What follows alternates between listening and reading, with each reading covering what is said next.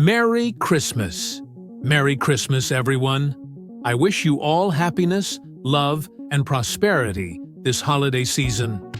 But hold on to your eggnog, because we've got the latest episode of What If? As part of this epic Christmas marathon, and guess what? I told you guys that if there was ever an episode I didn't like, I'd call it out. Well, it's finally happened. Let's talk about it. The episode should have been titled, Red Guardian Becomes an Avenger, because that's exactly what it was about. And honestly, these episode titles, not always the best fit. Now, back to the story. I feel like this episode would have worked much better in the first season.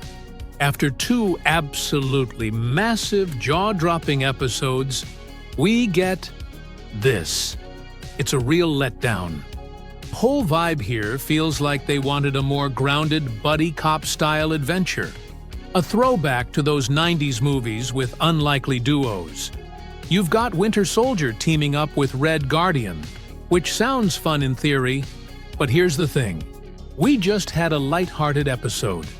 And let's face it, Red Guardian's humor isn't for everyone. Plus, they crammed it all into a 30-minute runtime. That's not enough time to flesh out Bucky's character arc, especially with how lobotomized he's been lately. How is he suddenly best buds with Red Guardian? And then, that ending. Bucky resisting the power of the book because of the power of friendship?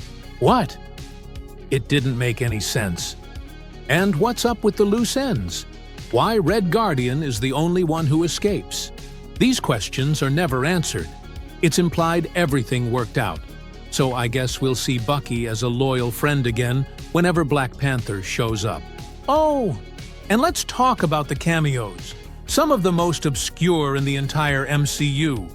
Do you even remember Bill Foster? He was Hank Pym's assistant in Ant-Man and the Wasp, played by Lawrence Fishburne. You know, that guy. Well, he was Goliath in the comics. And yeah, apparently he was the first to experiment with giant transformations. But like those forgettable scenes from Ant-Man 2, no one really cares. Then there's Obadiah Stane, the villain from Iron Man 1. Turns out he's the one who ordered the Winter Soldier to take out the Stark family. That might have been the most interesting part of the episode, but it's still not enough to save it. Bottom line, this episode was a waste. It would have worked in Season 1 when the novelty of the series carried weaker episodes, but now, it's just not cutting it. I'm giving this one a 6 out of 10. Now, if you're looking for a solid episode, check out my review of the Agatha episode. That one was fantastic. And let's all agree on one thing. Red Guardian is way too annoying to ever carry a storyline like this. Merry Christmas, everyone! See you in the next one.